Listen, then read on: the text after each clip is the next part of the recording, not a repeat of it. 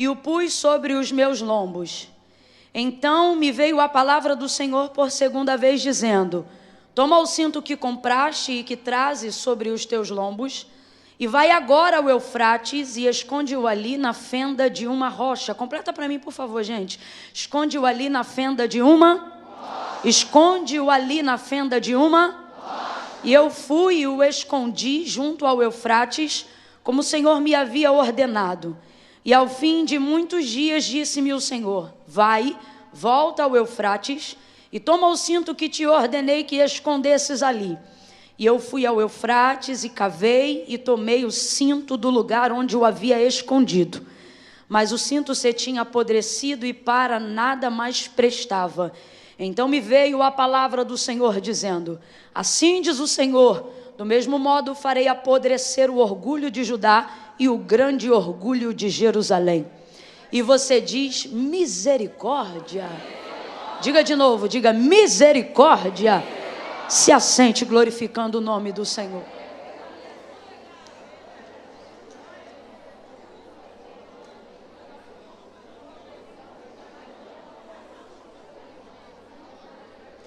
Aleluia. Glória a Deus. Glória a Deus, glória a Deus. Eu chamo Jeremias de o profeta do conserto. E quando eu falo isso, às vezes, quando a gente olha textos como esses no livro do profeta Jeremias, a gente é tendencioso a pensar que Deus está manifestando o seu juízo através da vida de Jeremias, porque tão dura é a palavra que o Senhor tem colocado na sua boca, aquilo que Deus tem anunciado é algo tão forte que dá temor. E de fato, quando a gente termina uma leitura como essa, não há em nós ousadia o suficiente para dizer amém. O máximo que a gente consegue dizer é isso, é misericórdia, porque a gente percebe o quão dura, o quão contundente é essa palavra.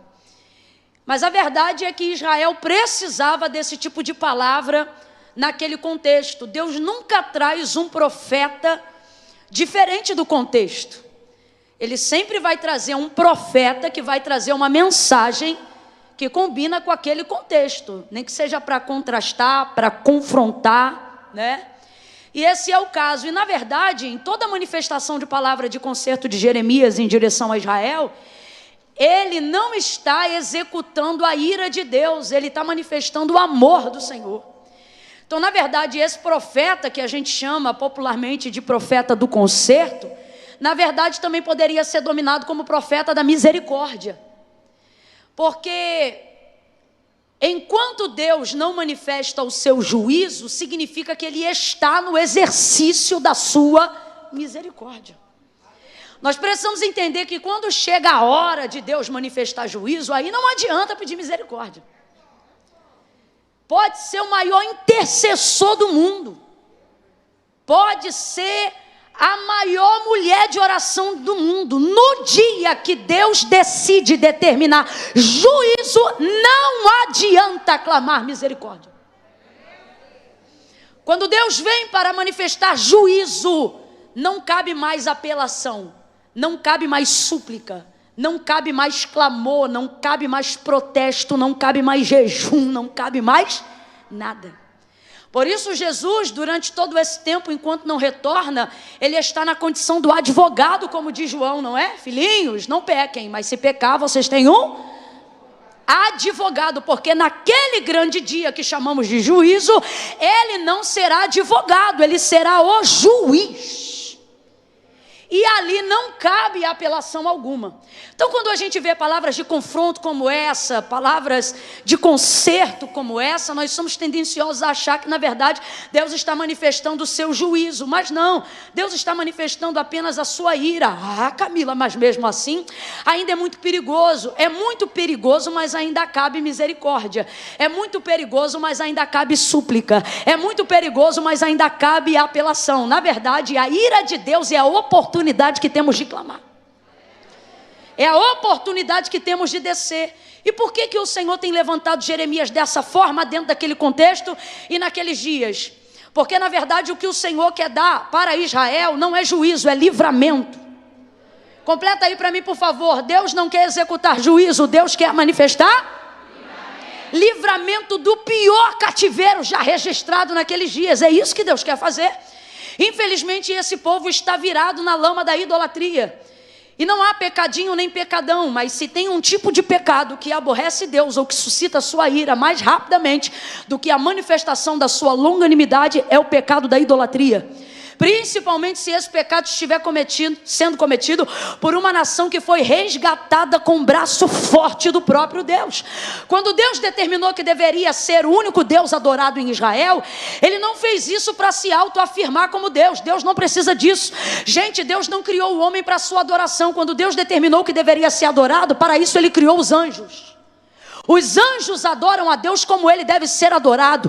Os anjos adoram a Deus como convém, unissoantemente e eternamente. E por incrível que pareça, porque às vezes a gente tem uma visão angelical e acha que os anjos estão lá igual robôs e soldadinhos, adorando o temível e poderoso Deus para não serem precipitados. Não, é espontâneo. Se não houvesse espontaneidade no serviço e na adoração ao Senhor, Satanás não teria conseguido dissuadir até essa parte dos anjos que estão no céu. Há espontaneidade na adoração angelical. Há uma manifestação real de adoração ali. E quando Deus determinou que deveria ser adorado, criou os anjos e não os homens. Por isso Davi vai salmodiar e ele vai dizer: dai ao Senhor, ó filhos dos poderosos, dai ao Senhor a glória e a honra que é devida ao seu nome. Camila, mas eu na minha condição humana posso adorar ao Senhor? Tanto pode quanto deve. E isso para nós não é um fardo. Isso é um privilégio, uma dádiva, uma alegria. Um prazer imenso, como o que nós sentimos aqui agora, enquanto adorávamos esses louvores a Deus. Então, quando Deus determinou que Israel não deveria se curvar a outros ídolos constituídos por mãos de homens, Deus, na verdade, fez isso para livrá-los de toda a ignorância, de toda a mente escravista. Então, na verdade, quando Ele faz isso, Ele está fazendo isso para dar a eles a oportunidade de viver uma liberdade verdadeira. Deus não precisa de Israel para nada, mas Israel é testemunho de quem Ele é. E Ele quer fazer isso para que o nome dEle seja glorificado. Então Ele vai dizer: olha, Moisés, diga a esse povo, o meu povo, para que não adorem ídolos constituídos por mãos de homens, porque eles têm boca, mas não falam, ouvidos, mas não ouvem, pés, mas não andam, mãos, mas não sentem, não apalpam. Pelo contrário, antes eles precisam ser carregados por aqueles que foram criados. E é aí então que você começa a compreender porque que vez ou outra, de tempo em tempo, Israel se levanta e comete o pecado da idolatria, adorando a ídolos constituídos por mãos de homens, ídolos que queimam seus próprios filhos em ventres de bronze cozido, como se fosse adorando a Moloque, a Baal, a Balins e a tantos outros deuses constituídos por mãos de homens. E por que Deus então manifesta a sua ira dentro desse contexto? Porque é triste demais perceber que um povo que foi resgatado para ser livre e adorador se posiciona diante de ídolos constituídos por mãos de homens. Mas aí quando você dá uma olhada no capítulo 18 de Jeremias, aí você entende a facilidade deles de adorarem ídolos constituídos por mãos de homens. Porque o que o Senhor diz? Que aquele que cria tem poder sobre quem cria. Então por que eles adoram ídolos constituídos por mãos de homens? Para predatarem as suas bênçãos, para manifestarem a sua rebeldia, para andarem com liberdade numa falsa religiosidade. Eu vou falar isso dentro da nossa cultura brasileira e todo mundo vai entender. Você já deve ter visto aí em uma determinada religião como alguns ídolos são castigados, né? Dentro da nossa cultura, gente. Eu já abri geladeira de amigo e vi que tinha lá dentro um ídolozinho, tadinho, bichinho, bonitinho. Dentro da geladeira, eu falei: o que houve? Por que esse negócio está aqui? Não, é porque eu falei que se em 7 dias ele não me desse uma benção, ele ia ficar na geladeira. Falei: rapaz, já vi um de cabeça para baixo. Falei: por que esse boneco aqui está de cabeça para baixo? Não, porque eu disse que enquanto eu não casar, eu não viro ele vai ficar de castigo. Colocou lá o ídolo de castigo. E é isso que uma feitura de mão humana vira na mão do homem. Aí você entende por que o Senhor chega para Jeremias em dias de idolatria e diz: Jeremias, desce a casa do oleiro. Lá te farei ouvir as minhas palavras. E aí o que Jeremias vai dizer? Que enquanto ele descia naquela visão, naquela revelação, ele vê o oleiro na roda, modelando o vaso. Mas o texto diz que não ficava de pé. O oleiro é bom, mas o vaso não ficava de pé. O texto original não diz quebrava, o texto original diz desmanchava. O original que eu digo é a palavra traduzida. Desmanchava. Por quê? Porque o problema não está na mão do oleiro, está na qualidade do barro. Ele não ficava em pé, não se sustentava. Aí ele diz assim: você está vendo? Assim é a casa de Israel na minha mão. Só que assim como esse barro não pode dizer ao oleiro, perguntar para ele: por que fazes assim? Assim sois vós na minha mão, ó casa de Israel. Pode o vaso dizer ao oleiro: por que fazes assim? Agora eu pergunto para a igreja: pode? Pode o vaso dizer ao oleiro: por que me molda assim? Por que me trabalha assim? Pode a criatura dizer ao Criador: por que me fezes assim? Ou determinar sobre ele alguma coisa? Pode? Não pode. Aí ele diz: fala para a casa de Israel que eles são assim na minha mão, como o barro na mão do oleiro. Diga para... Sabe o que Deus está dizendo aqui? Deus está dizendo: deixa claro, Jeremias, que gostando do meu jeito de trabalhar ou não, Israel está na minha mão.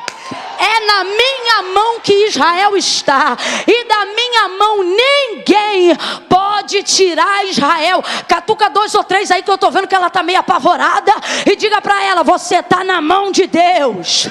Você está na mão de Deus. Quem pode render graças por estar na mão de Deus? Estar na mão de Deus é bom, Camila, é bom, mas é necessário temor e responsabilidade para ficar na mão dele. Imagine o poder de 1 segundo na mão de um Deus irado. Se um homem com uma arma e apenas uma bala em 1 segundo pode fazer um estrago, agora imagine o que é 1 segundo na mão de um Deus irado. Mas Davi clama pela sua longanimidade, e ele fala e salmodia por muitas vezes. E ele diz: sua ira dura só um momento, mas a sua misericórdia se renova a cada manhã. Olha para alguém aí agora e diga assim: tua sorte. Para de ser religioso, você vai entender. Diga assim: tua sorte. Diga de novo: tua sorte. É que quando você acorda, a misericórdia levantou primeiro. Essa é a tua sorte. Até você que acorda cedo, Cristiano, quando você levanta, misericórdia não dormiu, está de plantão lá dizendo: bom dia, Cristiano. Aleluia. É a misericórdia. Porém, você não pode zombar da misericórdia de Deus. Você não pode desprezar a misericórdia de Deus. Você precisa ser sensível à misericórdia de Deus. Você precisa ser grato à misericórdia de Deus. Deus não aceita ser zombado muito tempo. O que acontece com quem zomba da misericórdia? Vamos apenas a um exemplo. Lembre-se da mulher de Ló. O Senhor enviou anjos à casa de Ló por amor a Abraão. E quando eles chegaram lá, tiveram que pegar Ló, sua mulher, suas filhas pela mão, para colocá-los para fora da cidade, porque o juízo de Deus descera sobre Sodoma e Gomorra. E antes ainda de descer, o Senhor promoveu por amor a Abraão livramento à casa de Ló. Eles não eram justos, isso aqui é manifestação da misericórdia. E por que não eram justos? Porque quando ele estava conversando com os anjos, Abraão vai entrando na conversa e vai dizendo: se tiver 50, se tiver 45, se tiver 30, aí o Senhor vira e diz: se tivesse pelo menos um, eu não fazia. O que ele está dizendo? Eu sei que tu quer saber do teu sobrinho, mas ele também não presta igual todo mundo. Não há sequer um justo. Todavia, o Senhor vai lá, envia os anjos que os pegam pela mão e coloca do lado de fora. Isso aqui não é juízo, isso aqui é manifestação de favor imerecido. Vai lá, pega pela mão e coloca para fora. Na hora que está tirando, ele diz: vai, e não olha para trás. Só que tem fogo descendo, tem saraiva, tem um monte de coisa. O coração da mulher se apega, não sei se a vizinha, não sei se as lembranças, não sei a quê. E ela não suporta. E o texto diz que ela olha para trás. Quando ela vira para trás, ela se torna uma estátua de sal. E o que acontece com o sal que é despejado na rua? O texto diz que para nada mais presta, senão para ser pisado e desprezado pelos homens. Foi isso que aconteceu com a mulher de Ló. E por que aconteceu isso com ela, Camila? Porque ela desprezou, em tempos do juízo, o favor da misericórdia. Foi basicamente isso que aconteceu. Então veja bem, Israel está virado no pecado da idolatria. Deus está irado. Completa aí, meu povo. Deus está? Vem com vontade. Deus está irado, mas a ira de Deus sempre antecede ao seu juízo. Quando Deus executa juízo, Deus não faz isso com ira. O juízo de Deus é justo. E a Bíblia diz que na justiça de Deus a ira não opera. Significa que quando Deus vai executar juízo, Ele não está irado, Ele está tranquilo. Então é quando Ele manifesta a ira, é que significa que é tempo da gente correr. É que significa que dá para poder pedir. É que significa que dá para a gente suplicar. Eu quero louvar a Deus porque aqui tem crente que está entendendo o que é que Deus está falando. Tem gente que está vendo a faceta de um Deus que não tem nos privado do quão irado Ele anda com algumas coisas. Mas ao invés de olhar para trás, a gente está decidido a dobrar joelho e a dizer obrigado pela tua misericórdia. Obrigada pelo teu conserto. Obrigada pelo teu favor. Agora você precisa entender a linguagem de amor de Deus. Olha isso aqui. Está irado, mas de vez de manifestar juízo, manifesta misericórdia. Como? Colocando palavra de conserto na boca de Jeremias.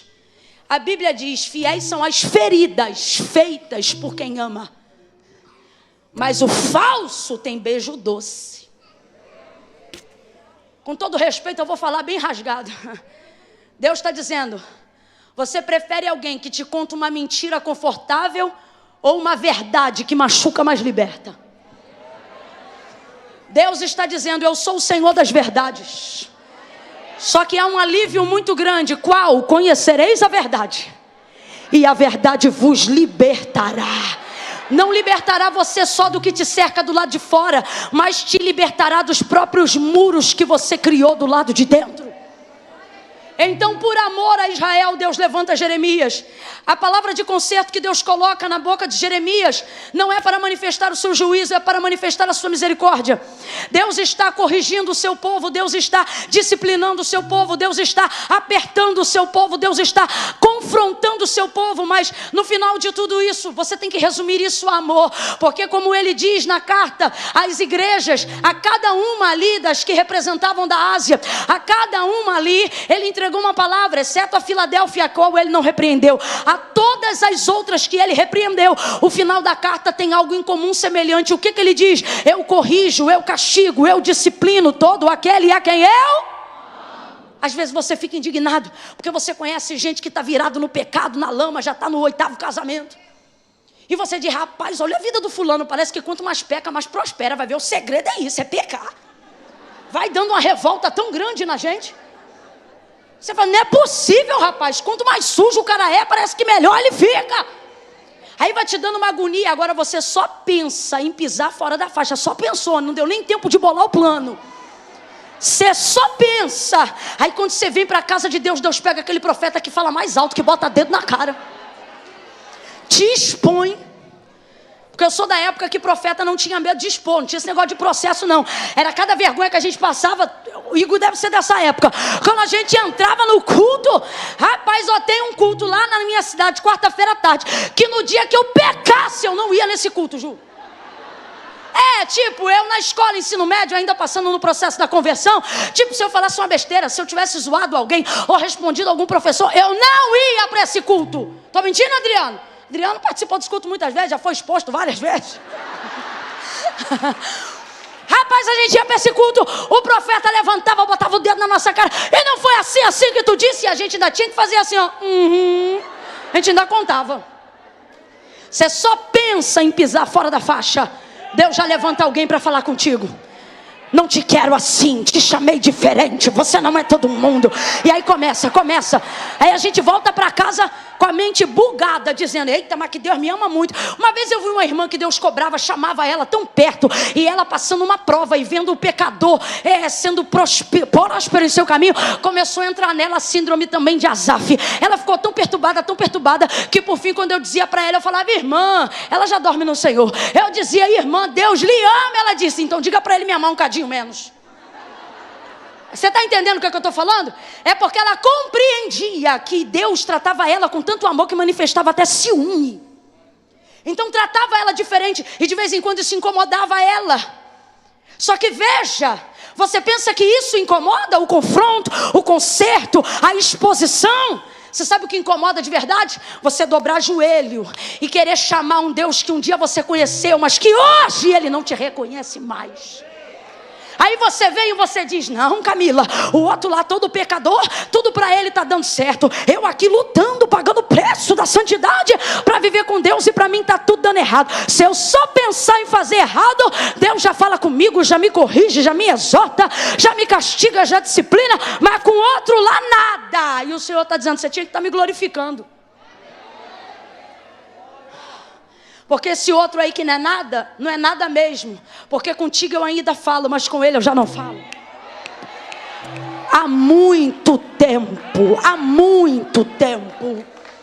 Então Jeremias é o profeta do conserto, que vem para manifestar a misericórdia, para que a ira de Deus não se transforme no juízo final para essa geração. Camila, eu não entendi. Não entendeu mesmo não. Porque agora que você viu que o caldo engrossou, tu tinha que estar dando glória dobrado. É Deus dizendo: eu te amo. É Deus dizendo: eu cuido de você. É Deus dizendo: sou eu te corrigindo, sou eu te apertando, sou eu te estreitando. Por quê? Porque eu não vou te perder, Israel, você está na minha mão. Eu vou te amassar, mas não vou te perder. Vou te abater, mas não vou te perder. Vou colocar mais água, mas não vou te perder. Vou te colocar no forno, mas não vou te perder. Israel, você precisa entender que você só é o que é por causa de mim. E as nações e os outros deuses que você quer adorar, eles só acham que você é boa porque você me tem. Porém, se você adorar eles, você me perde. Camila, onde está escrito isso aqui no capítulo 13? Eu vou te dizer agora.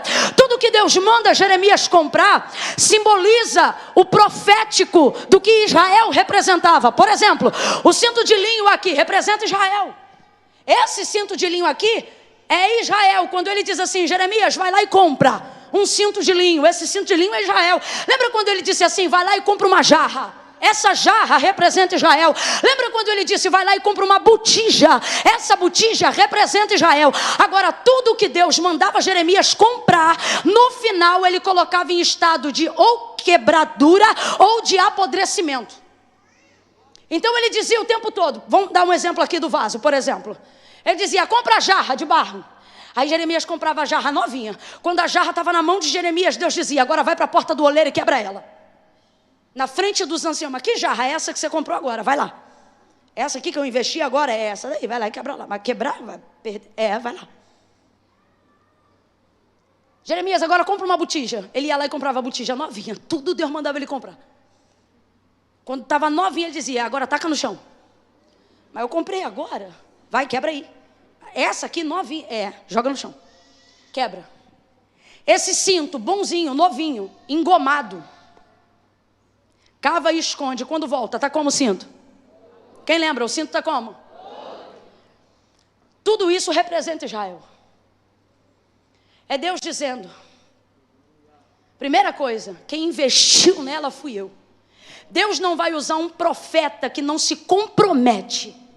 Então é por isso que Deus diz para ele o tempo todo: compra. Sabe o que Deus está dizendo? Investe. Para quê? Você vai começar a sentir o que eu sinto. O que é você investir em algo e depois aquele algo se tornar como se fosse nada diante de você? Então tudo que Deus queria tipificar, que era Israel, para envolver o profeta, mandava ele investir. E quando estava na mão dele, bonitinho, ele mandava ou quebrar ou enterrar, para quebrar ou para entrar em estado de apodrecimento. Agora, o que não muda dentro do contexto? Inteiro ou quebrado, seja inteiro no início do profético ou apodrecido no final do profético, aquilo sempre está ligado a Israel. O que Deus está dizendo? Não importa como ela está, ela não deixa de ser minha. Agora preste atenção, quem não conhece de investimento descarta rapidamente. Porque normalmente você só dá valor àquilo que você viu no estado atual. Só que Deus considera também valor de investimento. Quando está bom é Israel, e quando não fica bom ele continua chamando de Israel. Pode ser uma Israel em pecado, mas ainda assim é uma Israel. Sabe o que Deus está dizendo?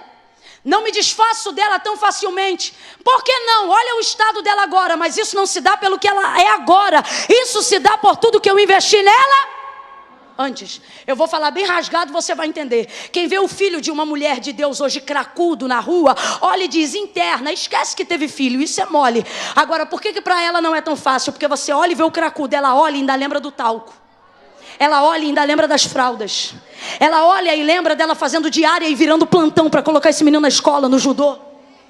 Ela lembra de andar com ele na rua, segurando a mão e levar ele para a escola dominical. Aí quem olha hoje o cracudo, viciado, o aviãozinho da boca, diz, esquece que você teve esse filho. Só que ela não esquece por causa do atual estado hoje. Mas não é por causa do estado hoje, é por causa de tudo que ela investiu antes. Então quem chega agora é tendencioso a descartar pelo estado atual. Você vê hoje um casamento que não está legal, que não está dando bem, aí vem aquela amiga que não sabe o que é investimento, não sabe o que é jejum, choro no cesto de oração, joelho, madrugada, limpar vômito, lembrar que ele já foi pai antes de ser um vacilão, lembrar que ele já foi um bom marido. Aí vê ela agora e diz, você não precisa disso, larga esse traste. E ela até tenta. O problema é que é nomezinho escrito no papel, é campanha de oração, é jejum, é joelho dobrado, é vigília, é monte, é livramento, é ele na rua e ela na madrugada dizendo, Deus, eu sou tua serva, liberta, transforma, restaura. Ele ainda está em processo, mas alguém diz, joga fora, isso não presta. Só que ela não consegue considerar ele só pelo estado atual, porque ela se lembra de tudo que investiu. Ninguém vai conseguir olhar para o estado que está agora e se lembrar do quanto investiu antes. Só quem investiu. Por isso você não pode esperar que as pessoas tomem decisões por coisas que só você sabe o quanto você investiu. Por que Deus está mandando Jeremias comprar? Porque até Jeremias vai ficar cansado de continuar pregando para Israel e investindo para Israel. Esse homem fica tão atribulado com tanto investimento de Deus que tem um livro só para ele falar das suas lamentações. Coitado, ficou perturbado. Porque quando você investe no que não dá retorno, isso te cansa. Quando você investe no que não te dá retorno, isso te atribula. É muito ruim você dizer eu te amo de um lado e não vir eu te amo do outro lado. É muito ruim você estudar de um lado e não ter oportunidade do outro lado. É ruim quando você é pastor de um lado e não vê ovelhas te reconhecendo do outro lado. É ruim quando você é mãe de um lado e não vê filhos entendendo a tua maternidade do outro lado. É horrível quando você tem uma empresa e você investe e ela não dá retorno. Eu tenho um amigo no Rio de Janeiro que hoje tem a sede própria da igreja, mas ele gastou 1 milhão investindo só na base. Ele não sabia, comprou a igreja dentro de um brejo e o engenheiro não soube fazer o cálculo direito. Botou então tantos mil para poder começar a base. Só que não começava, e a igreja com dificuldade. Vendendo sapato, açaí, tapioca, cachorro quente, hambúrguer. E tudo que vinha botava naquele chão. O problema é que aquele terreno engolia tudo. O engenheiro vinha, trocava engenheiro, mandava outro e não dava mais jeito. Aí um dia chegou ele já tinha colocado já mais de 500 mil. E aí ele disse assim, olha, tá aí, ó, falaram que não tem jeito, é isso aqui, ó. Aí a igreja disse para ele, agora o senhor não vai abrir mão não, porque só eu sei o quanto que eu botei ali de açaí, disso. Ele disse que Deus usou o povo e ele foi orar. Porque não é porque o povo fala que você decide não, senão não precisava de líder. Ele foi orar e Deus falou para ele, eu estou na boca do povo. Deus falou para ele naquele dia acerca daquela resposta, não venda o terreno, você já investiu demais. para largar ele agora. Deus, então o que eu vou fazer? Ele disse, você vai investir menos para terminar, mas se você sair agora não compensa. Chamou então, trocou um engenheiro. Quando trouxe o outro que se responsabilizou pela obra, ele deu um último valor fixo, que era o que faltava para o terreno ter uma base pronta para subir. Resultado, ele gastou 1 milhão só embaixo. Quando chegou esse último, que falou para ele que estava pronto, se quisesse construir, o camarada deu uma apurada tão forte lá, que eu não sei como é que chama esse negócio aí de estudo da terra. Eu sei que o homem falou para ele, se você quiser, você pode construir um prédio de até 12 andares aqui. Porque ficou muito forte essa estrutura. Naquele dia, ele disse que Deus falou para ele, nunca mais eu esqueci disso, é um testemunho pessoal. Nunca mais eu esqueci disso. Deus falou para ele, existem coisas que realmente não valiam nada, mas pelo tempo de investimento que você fez, elas passam a valer. Eu vou falar bem rasgado, que é para todo mundo entender. Não leva mal não, mas eu vou falar. Tem gente aqui que de fato não era para ter casado com quem casou. Tua mãe falou, teu pai falou, teu tio falou, a irmã do ciclo de oração falou, mas você disse, eu amo. Casou, tá comendo pão que o diabo tá amassando. Só que já tem oração, já regou, já evoluiu, já não é o traste mais que era, já está mudando. Aí alguém que chega e vê o estado atual, e olha que ainda nem é o pior, né?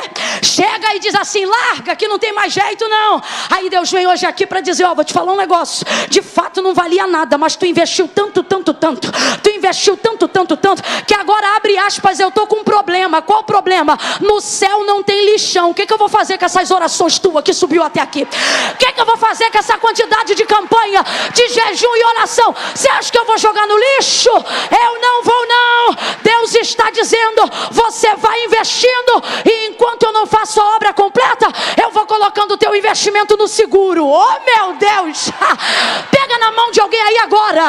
Eu estou sentindo Deus aqui, gente. Sacode essa pessoa aí agora, sacode ela e diga para ela, você já investiu tanto. Diga, você já investiu tanto, que agora quem não abre mão é Deus. Ele vai garantir o teu investimento, Ele vai garantir a tua busca, Ele vai garantir a tua oração. É isso que Deus está fazendo com Jeremias. É isso que Ele está ensinando para Jeremias. Investe, Jeremias. Investe. Jeremias está cansado. Só que já investiu muito. Não dá para abrir mão agora. Eu já coloquei tanto aí, que agora eu tenho que ficar para ver o que vai dar. Eu vou aproveitar que eu estou numa maioria de mulheres e vou falar para quem está com a vida conjugal atravessada. Tu não me ora 10, 15 anos por esse homem e depois larga ele não. Porque você sabe o que acontece? Isso aqui não é espiritual que eu vou falar agora não. Isso aqui é vida. Eu vejo isso aí, nesse ministério que eu vivo há mais de 10 anos, integralmente, visceralmente, ouvindo pessoas. A mulher pega a causa do cara, chapado, viciado, vacilão, adúltero, prostituto, sem vergonha. Marca, eu amo. Aí fica a casa, mas ok. Aí ela vai, paga preço, ora, sobe monte, faz jejum, oração, pede. Já se passou 1 ano, 2, 3, 4, 5, já está 10 anos com o cara. 10 anos investindo.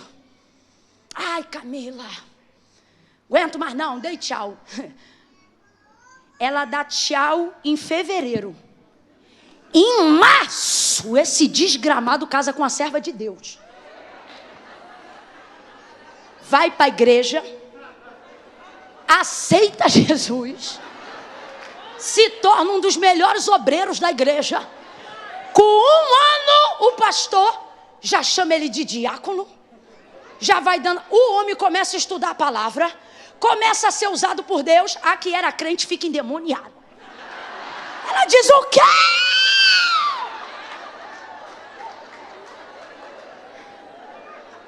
Aí a outra mulher que chegou agora na bênção, homem de Deus, vem conta testemunho, irmãos, eu estava esperando no Senhor, e Deus mandou esse homem para mim. E a outra está sentada lá, oprimida, dizendo o que houve. Agora eu que vou te perguntar e você vai dizer o que houve. Você acha que a restauração desse homem é fruto dessa mulher que chegou agora? Que ainda está descobrindo a cor dos olhos dele? Essa oração é fruto de quem? Catuca duas aí, diga: no céu não tem lixão. No céu não tem lixão. Vai deixar para o outro colher o que tu pagou preço para plantar? Se tem mulher de Deus aqui, levanta a mão e diga assim: lá em casa não, lá em casa não. E não é só em casa não, é no ministério, é na empresa, é no teu sonho, é no teu projeto. O que foi que Deus colocou na tua mão?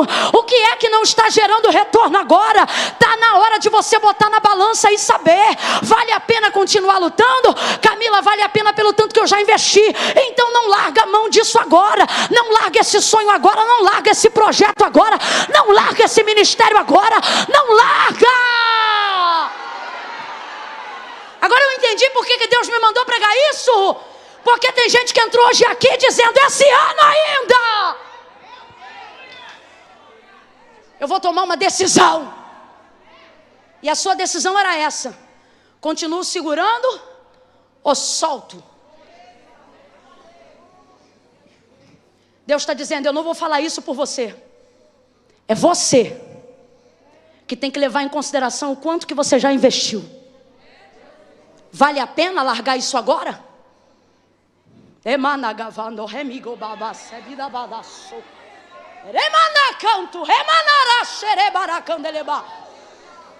Você está aí dizendo: Camila, a vida toda santificando, servindo ao Senhor, virgem pura, buscando a presença de Deus, e nada, não chega ninguém, estou cansada. Esse ano eu vou viver a vida, vou descobrir o mundo. Você está rindo? Eu estou falando muito sério. Estou cansada, está cansada? Então você vai pegar esses anos de pureza, de santidade, vai entregar na mão de qualquer um. Você acha que alguém que chegou ontem vai saber o valor de um investimento de anos?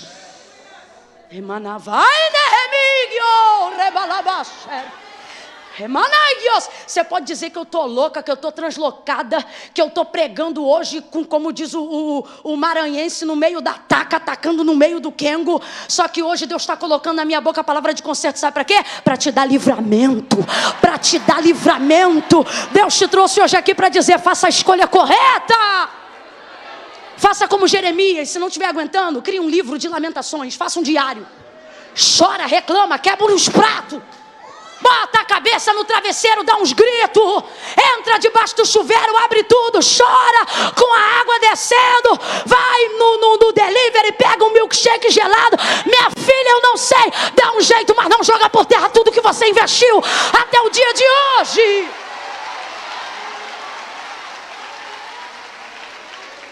Quantas festas você deixou de ir? Quantas bocas você deixou de beijar? Quantas coisas você renunciou? Aí agora, porque não está dando resultado, vai deixar? Podia até não valer nada, mas sabe o que vai acontecer na tua vida? O que aconteceu na vida da cananeia, Mateus 15, 21. Responda para mim com inteligência: Deus tem compromisso com o endemoniado? Deus tem compromisso com o endemoniado? Mas ele libertou a filha da cananeia, sim ou não? Porque ela dizia: tem misericórdia dela? Quem lembra do clamor?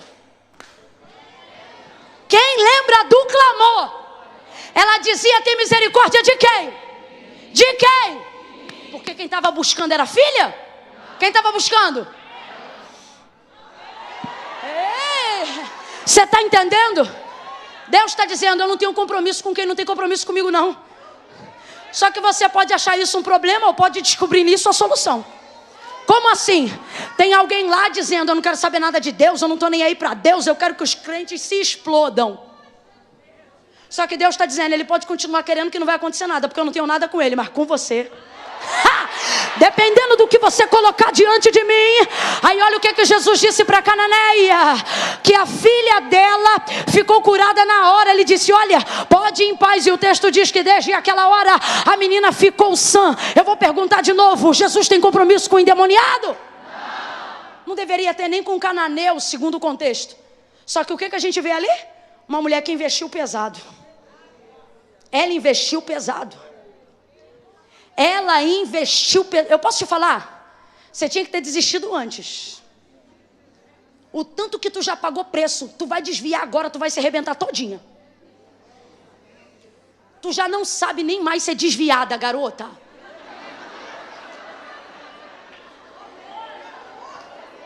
tem uma cara de crente, um brilho, que tu não vai nem saber entrar no ritmo na boate. Vai dançar tudo errado, fora do compasso.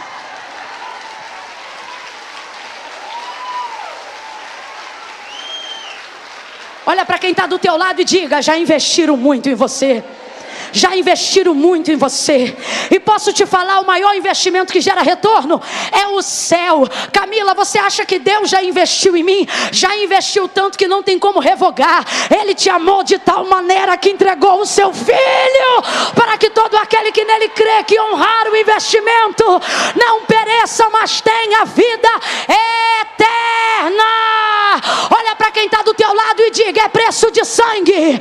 É preço de... Fala para os três aí, diga: é preço de sangue. Não, Camila, mas eu fiz alguns pactos aí com outros deuses.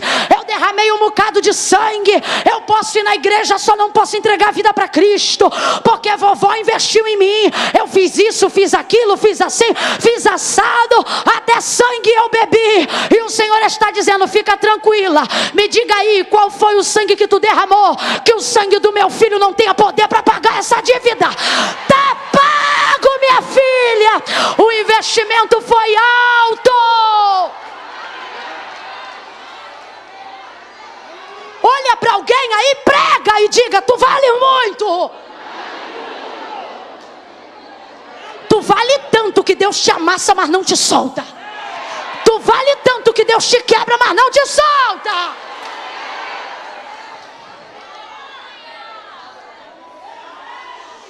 Pega o cinto, Jeremias. Peguei. Aí ele diz assim: agora vai e esconde. Deus mandou ele fazer o que com o cinto? Vamos embora, gente, para a gente terminar junto. Deus mandou ele fazer o que com o cinto? Esconde. Deus mandou esconder. Isso não parece nem coisa de Deus. Esse negócio de esconder. A gente fica dizendo: Deus não esconde, Deus revela. Só que Deus está dizendo: Jeremias, pega o cinto. E o cinto representa quem? Quem lembra? O cinto representa quem? Aí olha o que Deus diz: pega, traduz agora o cinto. Vamos lá, vamos traduzir quem ele representa. Deus está dizendo então o quê? Pega e... De quem?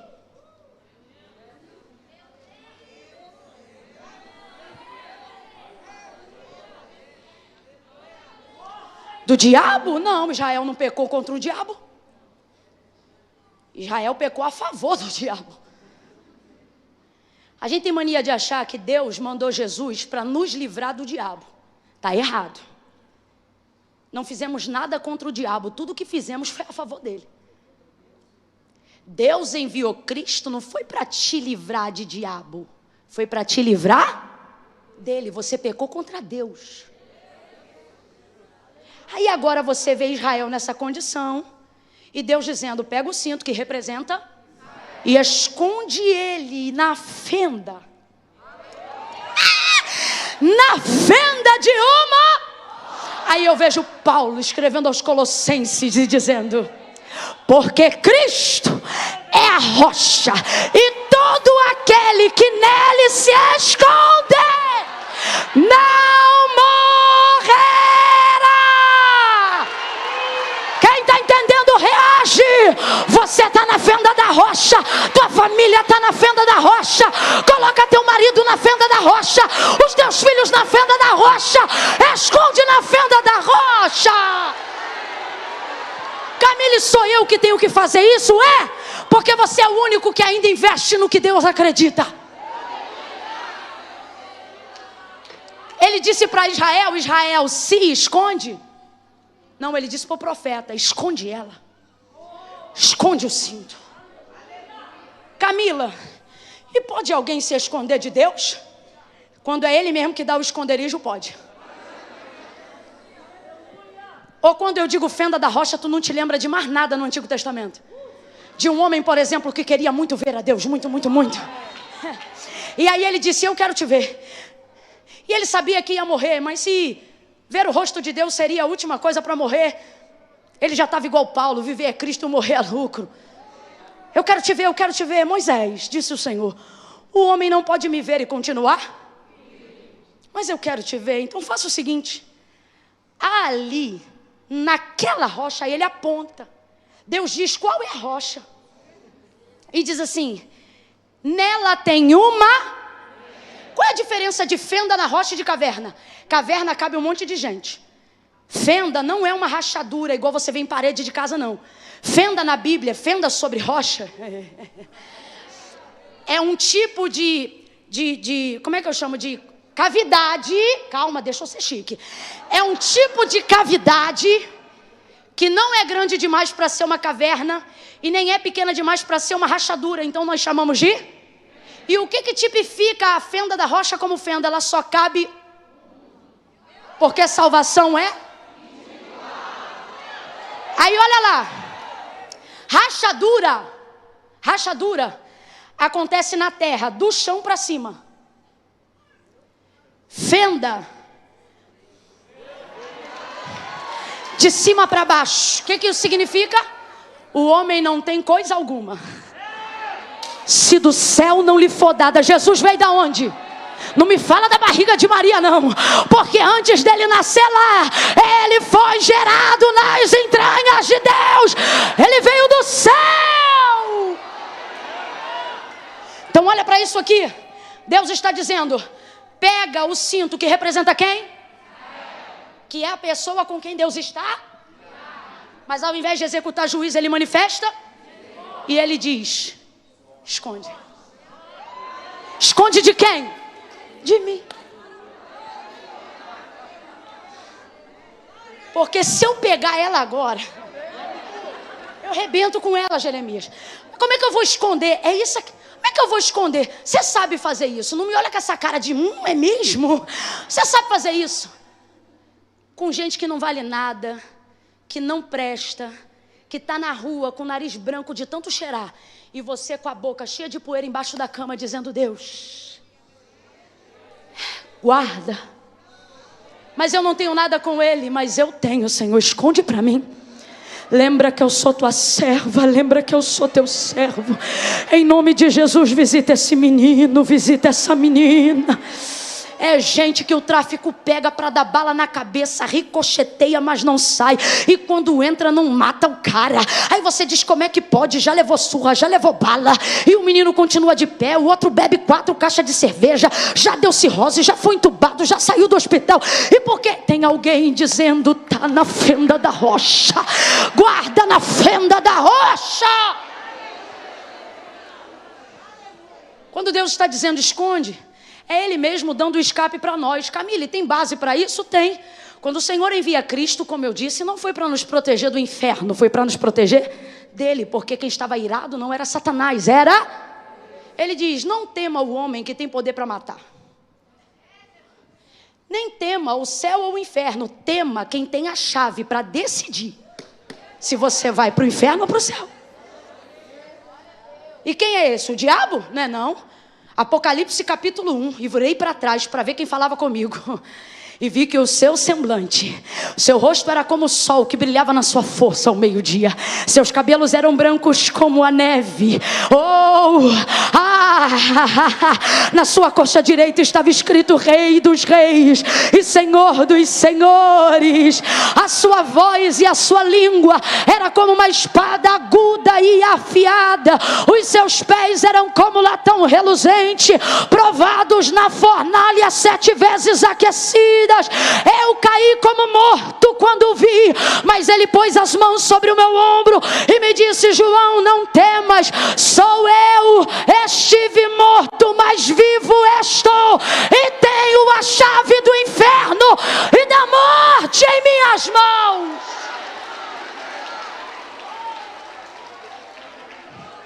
Jeremias, investe, Jeremias, porque Israel está assim agora, mas eu me lembro deles quando ainda era um vermezinho de Jacó. Tem gente que vai olhar para áreas, seja dos seus negócios ou da sua vida emocional, e vendo o estado atual vai dizer: enterra, esquece. Só que hoje Deus não te trouxe aqui para dizer esquece, Ele te trouxe aqui para dizer: lembra do quanto você já investiu.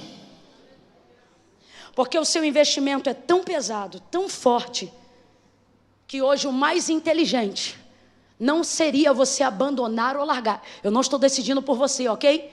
Nem estou dizendo que Deus falou. Essa decisão, ela é sua. Mas bote aí nos pratos da balança e veja. Você acha mesmo que é melhor conhecer um homem agora ou tratar com esse que tu já sabe qual é os defeitos? E o ministério? Camila, mas é porque eu estudo a palavra, eu estudo e não vem os convites. Você acha que você é pregador quando está com o microfone na mão? Você não é pregador quando o microfone está na tua mão, nem quando o telefone toca, não. Você é pregador quando Deus te entrega uma mensagem. Se Deus te entregou uma mensagem, Ele vai te dar a quem dizê-la. Continue investindo. Sonhou com uma faculdade, trancou a matrícula 3 vezes. Não sei para quem, mas Deus está dizendo, a 4ª você não tranca mais. Investe. Camila, eu estou cansado. Eu estou cansada. Só que o que te dá força não é só o que você vai viver, porque isso você ainda está lutando para alcançar. É você lembrar de tudo que você já investiu. Quero trazer a memória. Significa o quê? Lembrar do que passou. Aquilo que pode me dar esperança. Jeremias vai lá e investe. Investe e esconde. É Deus dando a direção. E ele vai lá e esconde, livra do próprio Deus. Jeremias, faça alguma coisa para que eu estenda a minha misericórdia. Isso é Deus estendendo misericórdia. Por isso eu te disse que quando chega a hora de Deus executar o juízo, Ele não manifesta misericórdia. Quando você vê alguém que o juízo de Deus está descendo, irmão, pode ter certeza que essa pessoa teve muito tempo para desfrutar da misericórdia. Muito tempo. Tem gente que você olha e você diz, meu Deus, não tem como. Por que a espada de Deus não desce? É misericórdia, mas também quando ela descer, não adianta clamar misericórdia. Coloca, vai lá no rio Eufrates, cava e enterra. A voz de Deus se manifesta de novo e eu encerro aqui. Jeremias, vai lá, volta. Cava o cinto da onde você escondeu. Ele vai lá e cava. E eu não vou mentir para você, o texto diz que o cinto já tinha. Quem lembra, não fica fraco não, que tem vitória no final. O cinto já tinha. E para nada mais prestava. Aí é um dos raros episódios em que Deus vai dizer que isto aqui não é Jerusalém e nem Judá. Se você está com a Bíblia aberta, lê de novo. Porque senão, quando eu termino a mensagem, você pensa assim, Camila, é isso aí. Depois de tanto investir, de tanto orar, jejuar, no final apodrece. No final não serve para nada. E eu estou maluca de trazer uma desgraça dessa essa noite? Eu vim pregar a palavra de Deus. Olha o que está escrito aí, ó. Assim diz o Senhor. Do mesmo modo farei apodrecer o que, gente? O orgulho, a soberba. De quem? De Judá. E o grande orgulho ou a altivez de quem? Então quem vai apodrecer, o orgulho ou Jerusalém? Quem vai apodrecer, a altivez ou Judá? Quem vai ficar podre, Judá ou a soberba? Sabe o que Deus está dizendo? Seu trabalho é só colocar na fenda da rocha. E o da rocha é tirar o que não pode ficar dentro dela. Quando pega o cinto de volta, o que ele está deixando claro é que quem fica podre é o orgulho. Quem fica podre é a soberba. Porque como nós começamos aqui, nós vamos terminar. Quando você está na mão de Deus, ninguém te tira. Quando você está na mão de Deus, ninguém te arranca. A não ser que você abdique desse privilégio. Enquanto você estiver na mão de Deus, nada te tira, nada te tira. Camila, mas então o que eu faço com a minha família, com o meu ministério, com a minha empresa? Você só bota na fenda da rocha, só coloca diante de Jesus.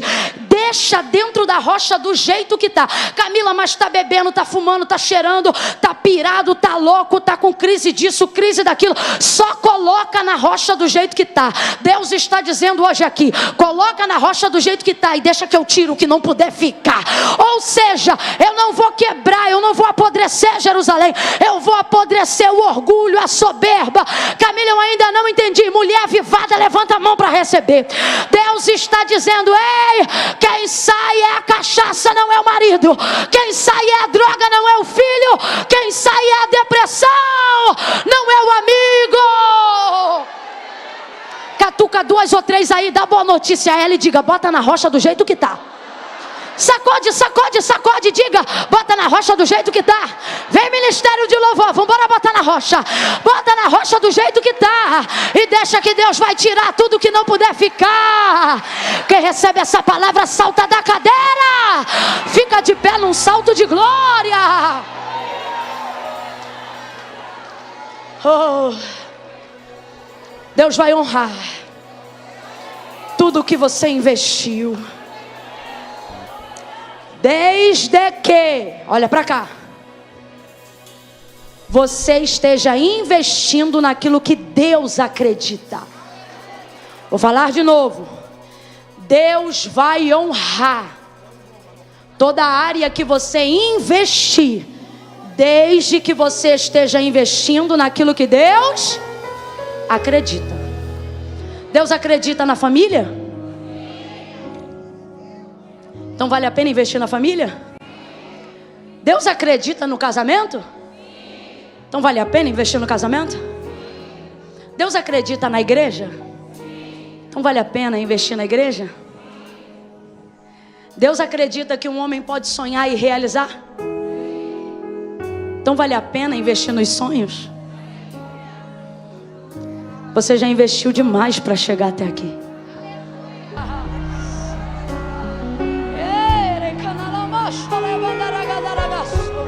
Quem é batizado no Espírito Santo com fogo e acredita na evidência do falar em línguas, fale em línguas agora. Fale em línguas agora. E quem quer ser batizado, o Espírito Santo está aqui para batizar. Seja batizado. Não é você que vai apodrecer, é o pecado. Não é você que vai apodrecer, é o orgulho, é o ego. Deus não vai perder você de vista. Você está na mão do Senhor nessa noite. Eu vou contar de 1 a 3 agora. E eu vou dar uma oportunidade para todas as pessoas que estão aqui ou estão acompanhando ao vivo em casa. Ótimo. Tá.